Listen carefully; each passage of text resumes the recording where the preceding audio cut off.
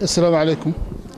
I say welcome to all the guests around here, and in particular to Professor Ndete, Dr. Im from the Universities of Nairobi and California, and the Chief Community Policing from Isli and Buruburu, and to Mahmoud Ouass, who is also our guest for this afternoon. I say welcome to all of you. And today we are having the ceremony on the closure and the closing of the training, which took 8 weeks in Tawakkal Clinic. And as always happen in every chapter of life, there's always an end. So the training today, we have to say goodbye to the training, but I can tell you that this is just the end of the training. But at the same time, it is the beginning of a lot to come for you in particular. From today, the support groups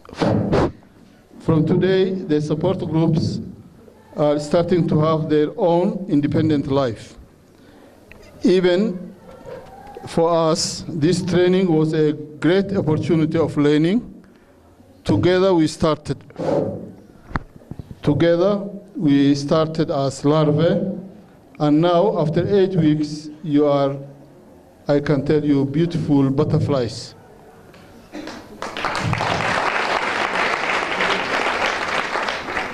Today, if you see a young boy with scars on his face, and continuously quarreling with some people, you will not just fear and avoid him. If you see a young woman chewing mirror with a low self-esteem and exchanging sex for drugs, you will not just discard her as prostitute or as wasted goods as before you are doing. Now you know that all these are people in need, people who need help, and which we can help if really we want. Today you are able to see the human face behind the scaring face of the gang member, behind the young lady you used to call prostitute and avoided her. Today you know that how unkind we have been in judging others, and how we push deep into helplessness those in need of help with our selfish actions.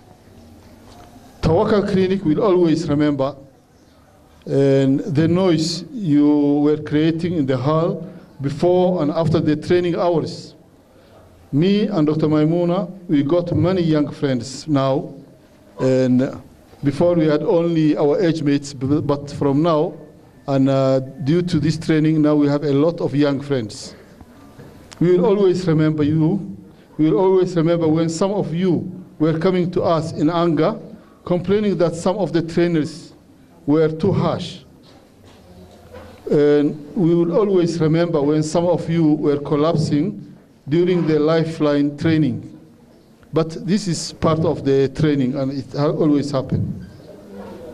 From the heart of our hearts, we can say, we would like to always acknowledge that this training was very important for this community.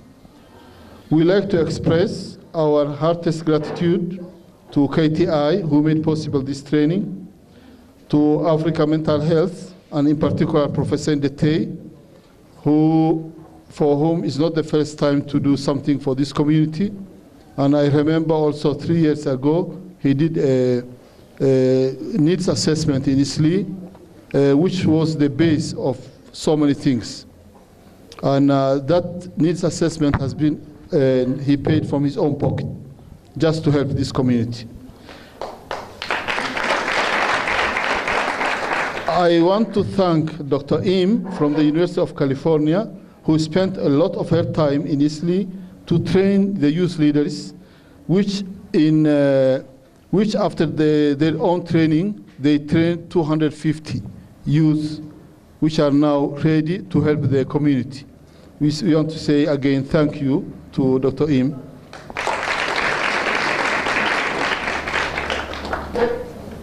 Okay, as I said, this is just the end of the training. But for you and for all of us, it is the beginning of a lot to come. Now your real work is going to start. And I hope you are enough prepared, and we are always with you, and you can count on us. Thank you. Waya Dr. Ada umahadsantahay.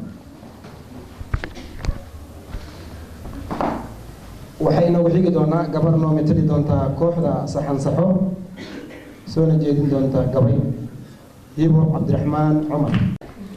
And poem kan waxa qoray markii oo macallimiinta ka mid ahay, some of you know me, throughout the process akhore. It's English. Meelo ma kasoo koobiyeenaya, it's mine. I think I koobiyeen.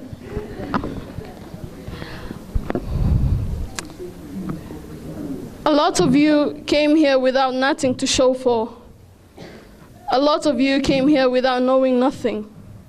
Fear, hurt, trauma, depression written in your eyes. Slowly your eyes started glowing because of the feeling that someone finally understood. Comfort, joy, laughter followed up next. There we had the lifeline, a lot to say and a lot to share. Some of us went deep, but hey, it felt good.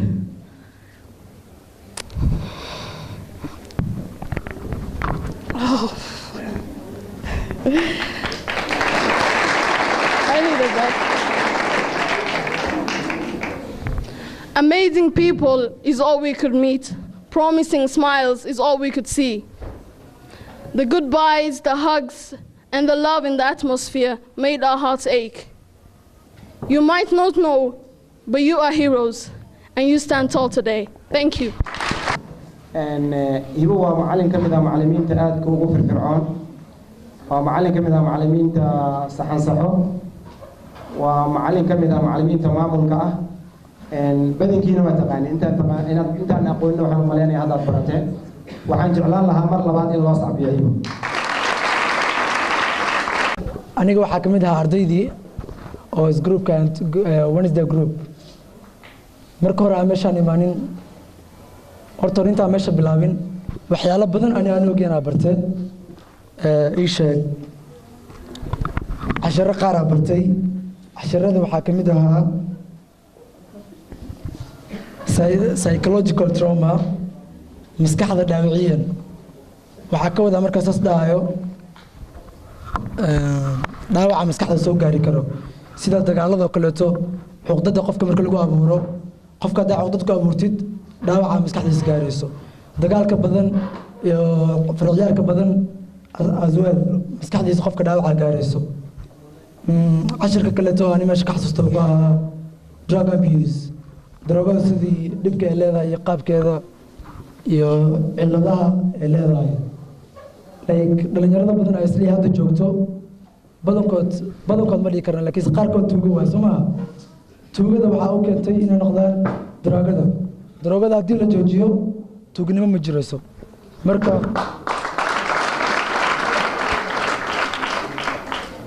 isli xaafad kasta group uu leeyahay group kasta tuugo waa Soomaa marka group kasta tuugo drogada haddii laga ilaaliyo qofka telefoonka xadaayo iyo qof ku baaranayo iyo qof meel ka mirwaysa ma jiro marka drogada joojino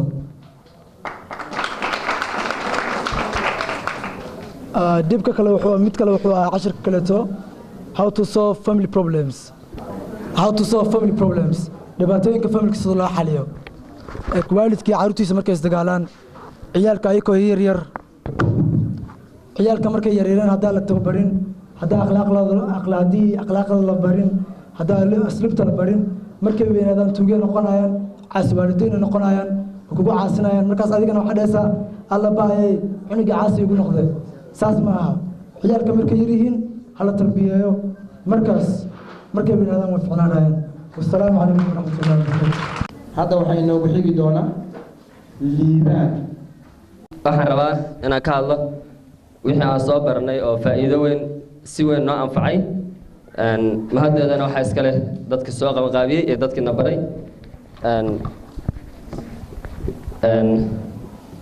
intaas ku soo koobaya waxa kale oo rabaa inaan laba kelmo dhaho dhalinyarada oo qalin jabinaysa waxaana kula dardaarmayaa sida dhakhtarku sheegay inaysan ahayn dhammaadkoodii oo keliya ay tahay bilowgoodii oo la rabo inay hadda bulshada dhex galaan oo wixii la qabtay wixii la baray aysan noqon khasaaro la dareemo faa'iidadooda oo ay dadka wax taraan oo intaan in ka badan ayagu ay berisaan camal ugu tababar ugu soo xiraan intaas ku soo gabaya waxa kale oo aan marna ilaaweyn macallimiinteeda dhamaantood macallimiinta saxsaxo gaar ahaan kuwa aan wax soo baray maalihiba iyo maan kooxda dhan dhamaantiin waa mahadsantiin assalaamu calaykum waraxmatullah Salamu alaikum. Habari zenu? Sasa? Mambo? Yeah. Oh, thank you.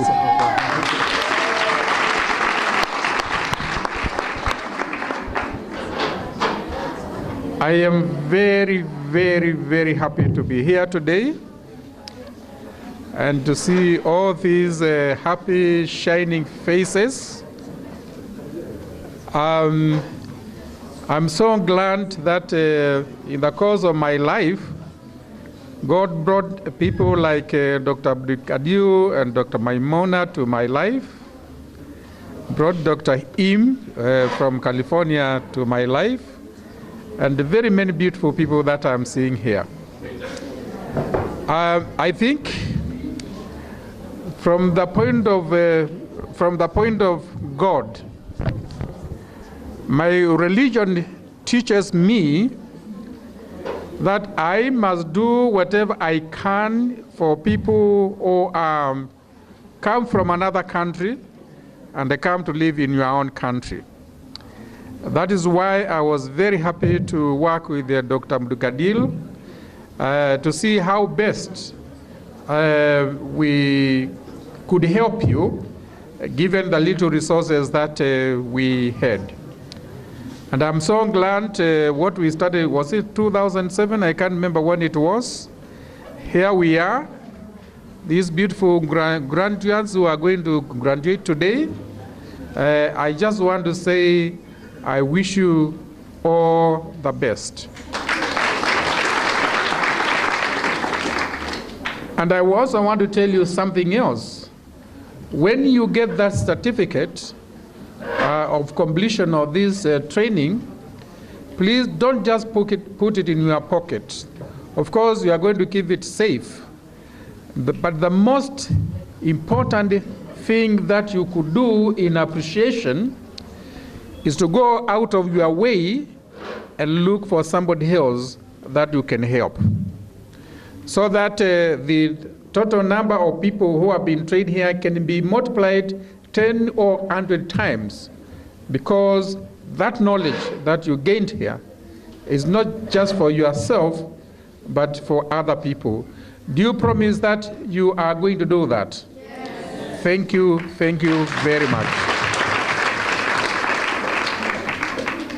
I am also very impressed to hear this gentleman here and this one here talking about community policing. That you people have decided to be good citizens of this country and you want to maintain law and order. You are most welcome. With those few words, I just want to say again, thank you very much, and thank everybody, including Dr. Im. She traveled all the way from California in West America to participate in the training. Thank you very much. Your efforts are very highly appreciated. Dr. Abdul, Maimuna, and your colleagues, you have done us proud. Thank you very much. dadka soo abaabulay amaba gacan weyn ka geysanayay waayo waxaan baranay wax loo yaqaano cudurrada ku dhaca maskaxda soo saas mahayn xarunta uu ka socdo professorka waxaa la yidhaahdaa African Mental Health badankiin English waa taqaaniin waa xarunta cudurrada maskaxda ku dhaca waa hay-adda aan barnaamijkan annaga hadda qabano ay hoos tagto aad u mahadsan yahay waxyaabaha noo jeedin oo ku faraxsannahay laakiin qof culus aan u malaynayo idinkiina inaad ku farxaysaan qaasatan saxan saxo waa macallimidiini your trainer from America she is Hayomin Chin but it is called in. But this moment, I really want to appreciate all of you, Dr. Abdul Qadir and Dr. Maimuna, and the three, clinicians who I call girls at risk. The reason why I call them girls at risk is they are girls at risk to spread all the good energy to the community, which is a good. But yeah, so. And also the African Mental Health Foundation introduced me to this talk clinic, and but I just cannot think. I really wish to just go through the individual name, and perhaps maybe then I just need maybe 3-4 hours to appreciate people. So let me wrap up, and maybe Fardusa can help me a little bit about the greeting part. So, oh, it's okay. Okay. I think this is the moment that actually we celebrate, but also you should proud of yourself because you have gone through the, journey of the 8 week of the support group, which is just a small but also very meaningful step for the future. For me, it's been over 10 years to work on the mental health and social conflict resolution, community building. And it's been a while since I started working with the Somali community. I started working in Minnesota, in the US, which is the largest Somali community outside Africa. I learned a lot of the sufferings from the community and what people concerned about the community, especially what they left in Africa, really concerned me as well. So that's the moment I started working in Dadaab refugee camp. So I came to Kenya for working with the refugees, especially on the mental health, but also some psychosocial support because the conflict actually destroyed not only the people's life, but also the community and a sense of community and trust and all the good, positive things in human being. So I really wanted to help some parts in rebuilding the community. So this is why I started working with this community in Eastleigh, and I had a great opportunity to work with wonderful youth leaders. That's how I started.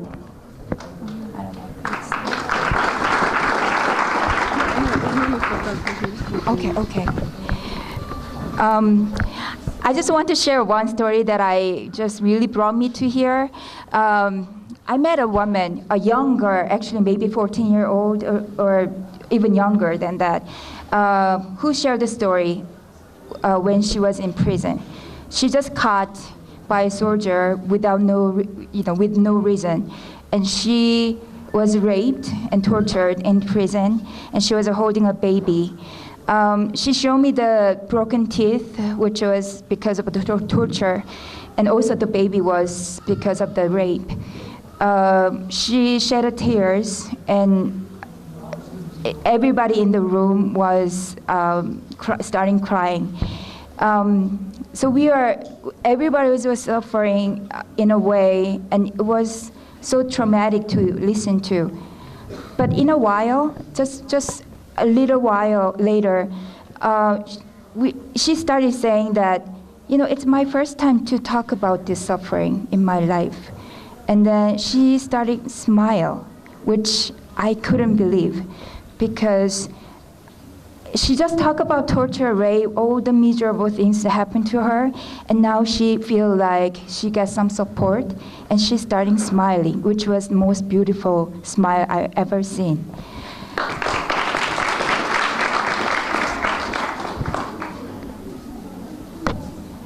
Sorry, I'm so emotional, but I think you feel the maybe same way when you are in the room.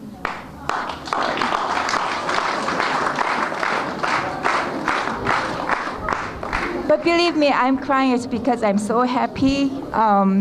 So that's why how I really started the work and the way I believe. So I hope you go back to the community and share your stories and share how you grow from the just learning really small things. And then I hope we can build more and more, because I trained 30 people here. Now they train 250. Can you see that, how we can expand? waxay noogu xigi doonaa barnaamij yar oo aad loo qiimeyn doona aan qiyaasayo waa barnaamijkii tijaabi nasiibkaaga 10 kooxood ee fasalada dhiganayay koox waliba waxaan ka rabaa 2 qofood hadda iska xisha qof waliba ugu hala aamusa marka hore qof waliba ugu ama anaa xulanaya hala wada fadhiisto 2 qof aan ka xulan doona hala fadhiisto qof waliba marka halkaan timaadid baakadaha halkaan dambe yaala qof waliba waxay doontaa marka baakada aad tagtid waxaa ka soo qaadanaysaa hal baakad kadib halkaana soo saaraysaa sida loo arko nasiibkaaga iyo wuxuu kugu soo baxay wax waliba oo meesha ku jiro bac ayuu ku dhex jiraa ama oo bac ayaa dul saaran isku day inaad bacda qabato si aad geedkaada u qabato ama aad kor ugu qaado. Are you ready? We will see whatever comes out for him.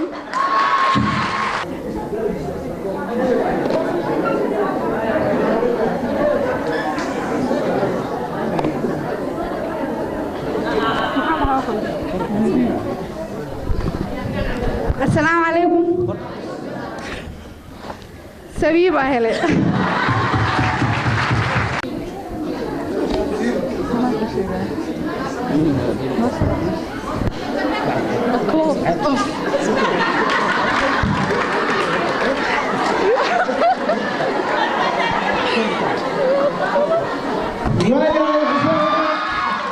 My names are Jamila Abdurrahman, one of the staff of Tawakkal Clinic, and I'll be announcing the best teachers, the best classes, the best dramas, and the best actors in those dramas. Okay, I'll be starting with the best teachers, and I will request the best team to come in front of the audience so that they can be seen and appreciated. So the first teacher is Qasim Noor Mohammed.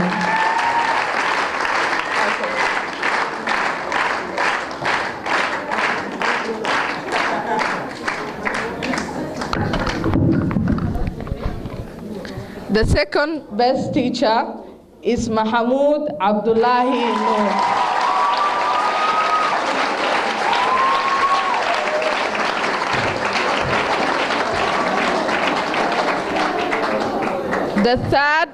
The third best teacher is Hibo Abdurrahman Omar.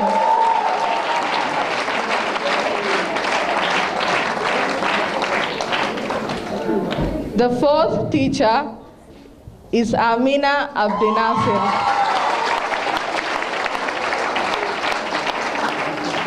The fifth best teacher is Nasteha Abdi Guled.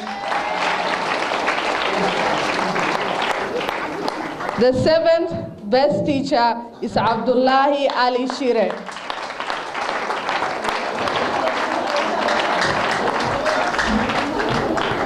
The eighth best teacher is Hiyam Mohammed.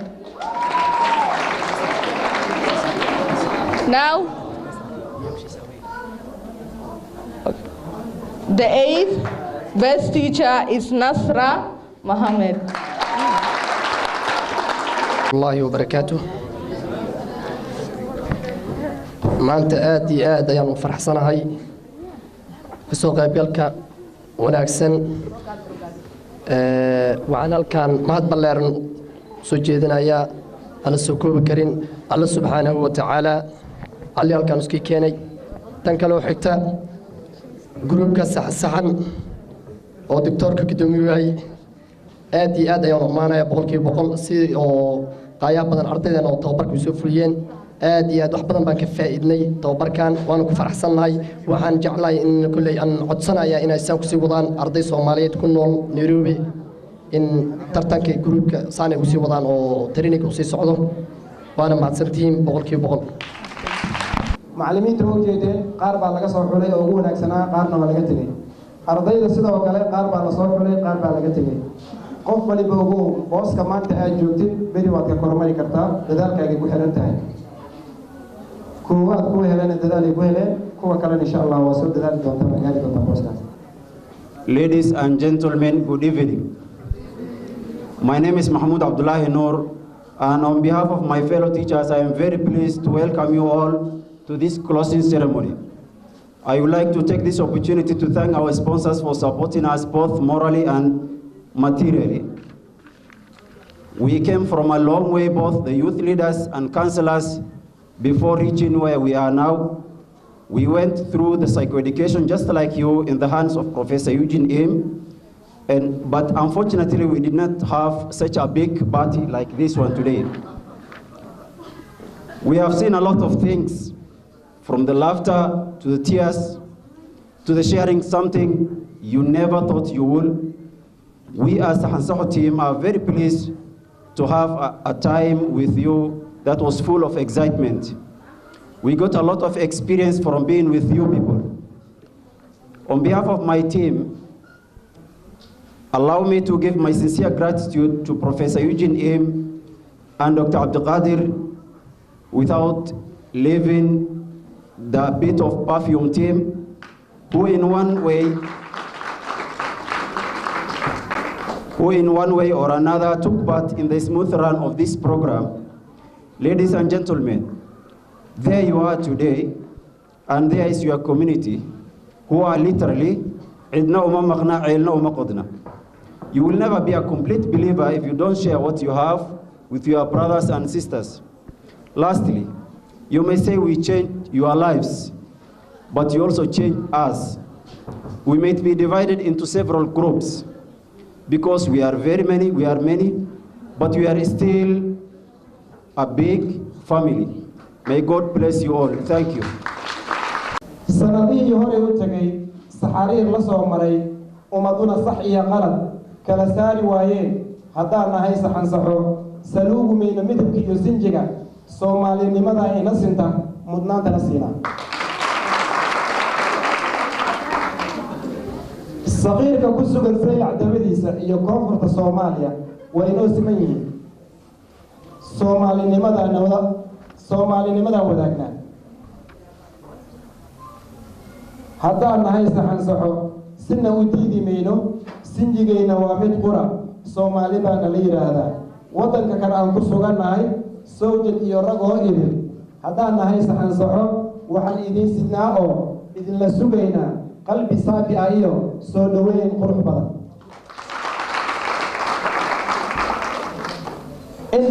intaan ku sugannahay ee naftu nagu suran tahay Soomaalida badbaadinaa niyadeyna ku sugaynaa sababtuna waxay tahay Soomaali baynu nahay aan suuli karaynin ayaanta waa ugu taala walaal shiidka waxa nagu dhacay shiidka garanayna waxa shub soo garanayna adinku qofka soo mara qabsanayno wallahi ma qofka nin amanaaka doo ahaado aga qatra lagu dhaay ani ma lido bakriya aga fiiriya hoomintadii qabaadana ana istaajinaya ana istaajinaya hayo laashis saata nuha ku weydiin rabeyno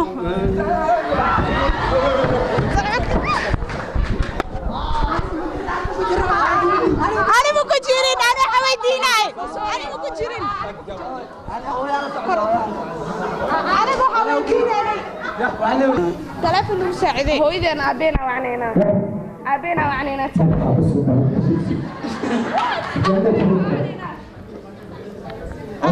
وعننا تلفون وعننا تلفون نسين أبيك سي واي أو خرا زيقة وعننا أنا مساعدين بس هاي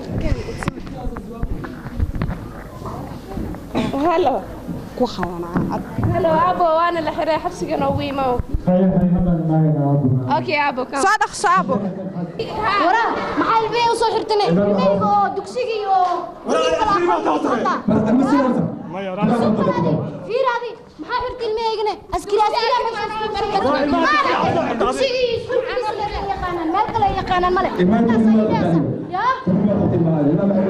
ورا في حتى مكبخلو يبيع وربح هذا القلع حتى مربي يبيع سو صار ورا الرجل هذا الله هذا الرجل الرجل أي دوكساكي معنا دوكساكي أنا دوكساكي أنا أبو دلا الغالي هو أسكري بالنص ولا المها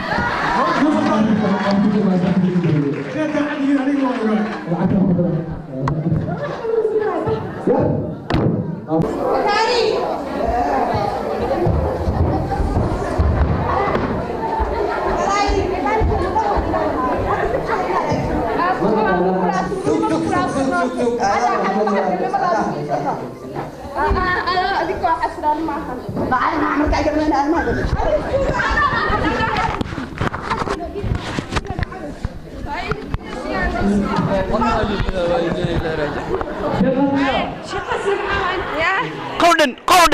كودن ما أنا يركز كل ولا كريه دايا وأصحاب درجة بدنا خميس كوت خاد درجة كل وعنا وكيلك صاحبك معي كتير يا صاحبك على دوكي لا ودك ساوس صعود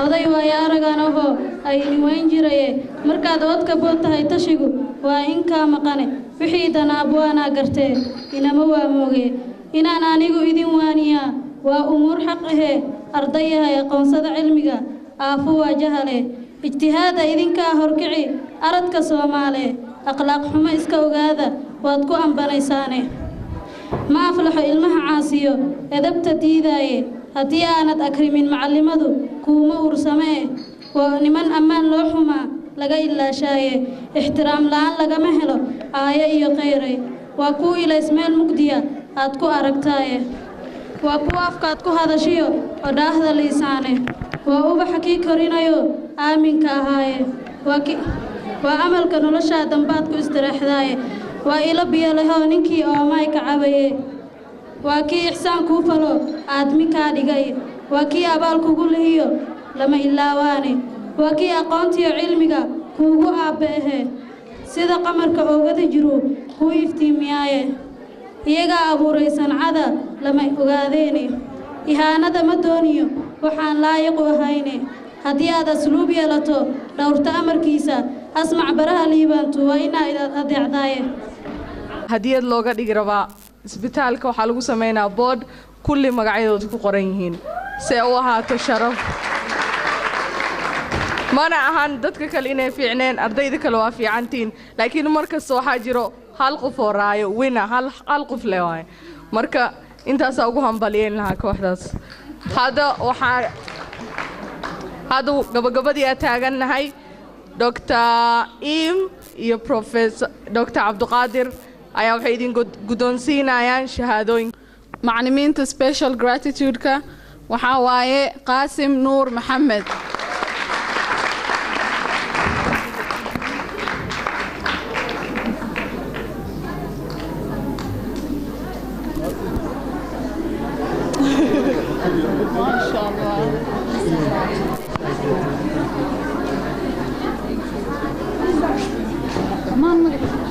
oo shahaadada special ka qaadanayo oo dadaalka badan muujiye magaciisa waxaa waaye Maxamuud Cabdullaahi Nuur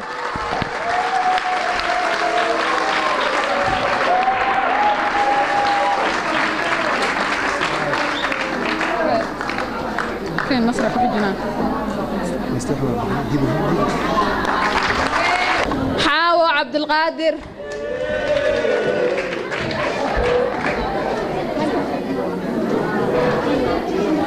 آمنة محمد. آمنة محمد آمنة محمد كذا كيف آمنة محمد فاطمة محمد. آمنة حفصة علي.